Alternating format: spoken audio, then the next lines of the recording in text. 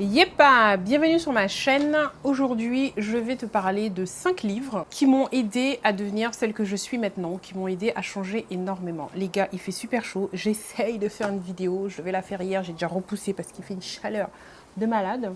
Il y a une onde tropicale qui passe sur la Guadeloupe depuis hier, qui est en train d'inonder Basse-Terre. Et nous, là, ici, c'est la chaleur. On crève, on crève. Bref, allez, on se reconcentre. Donc, si tu viens d'arriver sur ma chaîne, tu ne me connais pas. Je suis Sandra Suris, c'est mon vrai nom. Et lorsque j'ai été petite, j'ai eu une enfance bousillée par mes parents, j'ai subi des maltraitances, j'ai terminé dans un foyer et à partir de là, j'ai enfin pu commencer à me reconstruire, à avoir confiance en moi, enfin bref, à devenir celle que je suis maintenant et qui j'espère que le changement ne se continue, hein, ça ne va pas s'arrêter là. Et donc aujourd'hui, je vais te montrer 5 livres qui m'ont aidé à changer. Pourquoi 5? Parce que je sais pas, je trouvais que le chiffre c'était bien pour pas que la vidéo dure des plombs, parce que je parle beaucoup. Alors, sans tergiverser davantage, on commence par le premier. D'abord, je vais te donner le titre du livre. Ensuite, je vais te dire en une phrase pourquoi j'ai aimé le livre, d'accord? Je vais faire ça pour chaque livre. Et après, je vais te faire un résumé, un court résumé, sans spoiler, que je vais te lire. Alors, le premier livre, on commence par Les 4 accords Toltec. Ce livre-là, je l'ai lu plusieurs fois et ça a été vraiment mon premier livre de développement personnel. Et c'est le seul livre, je pense, que je pourrais relire encore plusieurs fois pour pas oublier en fait ouais, c'est ça, pour pas oublier et continuer de les appliquer. Parce qu'on a tendance, quand on lit, au début c'est frais, puis après on n'applique plus. Là, voilà. Ce livre m'a aidé à comprendre le comportement des autres, mon comportement aussi, à me détacher du jugement des autres et moi aussi à être beaucoup plus bienveillant et moins porté de jugement. D'accord? Je ne vais pas dire pas porter de jugement, je ne suis pas encore à ce level-là, mais beaucoup moins porter de jugement sur les autres. C'est-à-dire que là, au niveau où je suis actuellement, c'est-à-dire que le jugement va partir, c'est-à-dire il va sortir, et ensuite je vais le rattraper. Si on pouvait imager, oui, mes propos, la parole sort, et après je l'attrape en me disant non, il ne faut pas dire ça parce que ta. Donc voilà, donc c'est déjà bien. Et ce livre m'a aidé à être une meilleure personne. Le résumé. Alors, les 4 accords Toltec ont été écrits par Don Miguel Ruiz, un auteur et enseignant mexicain d'origine toltèque. Les accords Toltec sont basés sur la sagesse ancienne des Toltecs, une civilisation précolombienne du Mexique. Don Miguel Ruiz a adapté ces principes pour les rendre accessibles et applicables à la vie quotidienne moderne. Donc c'est très facilement compréhensible. C'est un livre qui est court, qui est petit, hein, c'est pas un truc super un pavé, quoi. Les 4 accords Toltec permettent des principes simples mais profonds pour améliorer notre bien-être émotionnel et nos relations avec les autres.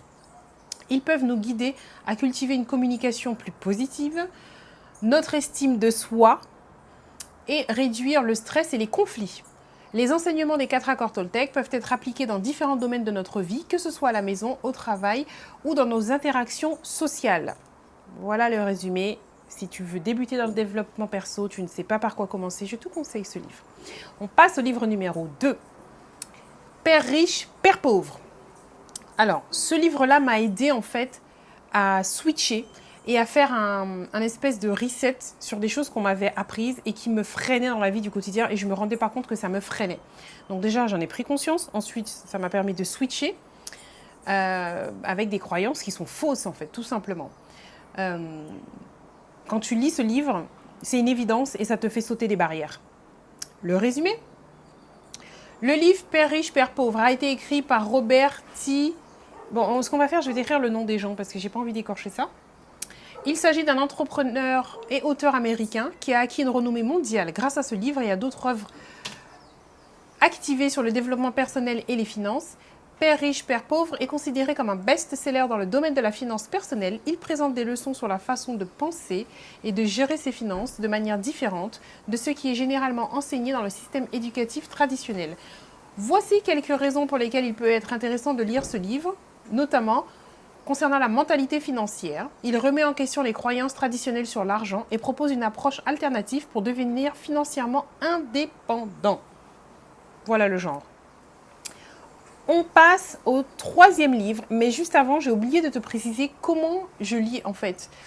J'ai toujours aimé lire. Quand j'étais plus jeune, je lisais des romans policiers. Après, les trucs Agatha Christie et compagnie. Et ça fait seulement 6 ans, parce que c'est depuis la création de mon entreprise, qui doit avoir peut-être 7 ans, un truc comme ça. Bref, ça fait à peu près 6 ans que je lis vraiment des livres de développement personnel. Lire des livres de développement perso et regarder des vidéos à ce sujet, ça n'a rien à voir. Vraiment, moi, je te conseille de lire. Ça te permet d'avoir des informations beaucoup plus poussées plutôt que prendre ce que les gens te donnent comme ça. Alors, je lis sur ma Kindle. Regardez comment elle est belle, ma couverture, je la kiffe. Tu vois, là, c'est marqué Amazon. Voilà, un livre. Ce qui est bien, c'est qu'elle n'a pas de sens, en fait. La manière dont tu le tiens, c'est, ça va se tourner et se mettre... Donc, c'est super pratique quand tu es sur le lit. Peu importe la pose que tu prends. Alors, je vais te l'enlever du protège, si j'arrive sans me péter les ongles. C'est ça, aller faire des grands ongles, et puis après ça, ou là, ou pas faillir. Voilà, si, mal balin, j'ai réussi. Et zoom. Voilà, donc j'utilise ma Kindle, elle est sur batterie. C'est une liseuse pour avoir des livres numériques, hein, je ne sais pas ce que je peux dire de plus. Tu peux avoir des centaines de livres dans ça seulement. Donc moi, avec mon côté minimaliste, c'est royal. Je ne veux plus avoir des livres physiques. Parce que franchement, à part les 4 accords Toltec, quand je lis un livre, je ne le relis pas. Vraiment, je n'ai pas de souvenir d'un autre livre que j'ai relu. Ah si, la biographie de Malcolm X. Mais bon, voilà, je veux dire, c'est très, très, très rare. Là, tu vois, j'ai pu te citer que 2 livres que j'ai relus, alors que je lis une trentaine de livres chaque année. Donc, tu vois, il n'y en a que 2 en 6 ans. Donc, c'est pas la peine. J'aurais eu une bibliothèque énorme et en fait, pour moi, ça prendrait de la place pour rien. Ça bouffe du papier. Faut faire le ménage et tout. Et non, non, non, non. Ensuite, j'utilise aussi l'application Audible sur mon téléphone. Pour Audible, donc ce sont des livres audio, d'accord? Tu as un abonnement. Ça aussi, la Kindle, tu as un abonnement. Le livre audio, tu as un abonnement. J'utilise aussi Une Voix, Une Histoire, qui lui est sans abonnement. C'est à chaque fois que tu prends un livre que tu vas payer. Donc, Une Voix, Une Histoire, c'est une application également. Donc là, ce sont plus des livres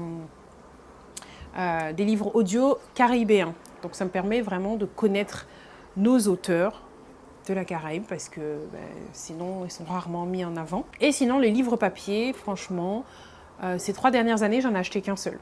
Donc pour te dire à quel point c'est très très rare. Et là je ne l'ai même plus pour pouvoir te le montrer parce que je l'ai passé à une cliente il y a plusieurs mois d'ailleurs, tiens je me rappelle.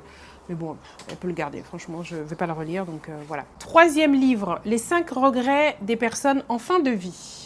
Alors, grâce à ce livre, en fait, c'est un puissant rappel que la vie est courte, en fait. Et en fait, grâce à ce livre, j'ai ajouté ça dans ma routine où chaque matin, je me pose la question, qu'est-ce que j'aimerais me dire le dernier jour de ma vie, en fait? Qu'est-ce que j'aimerais me dire? Et ça oriente ta journée sur ça.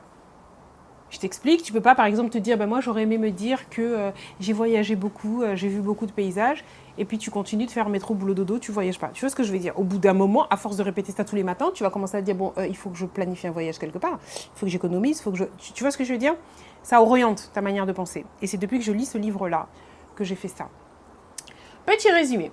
Ce livre est bien pour prendre du recul sur sa propre vie, réfléchir à ses priorités et envisager des changements positifs pour éviter ses regrets en fin de vie.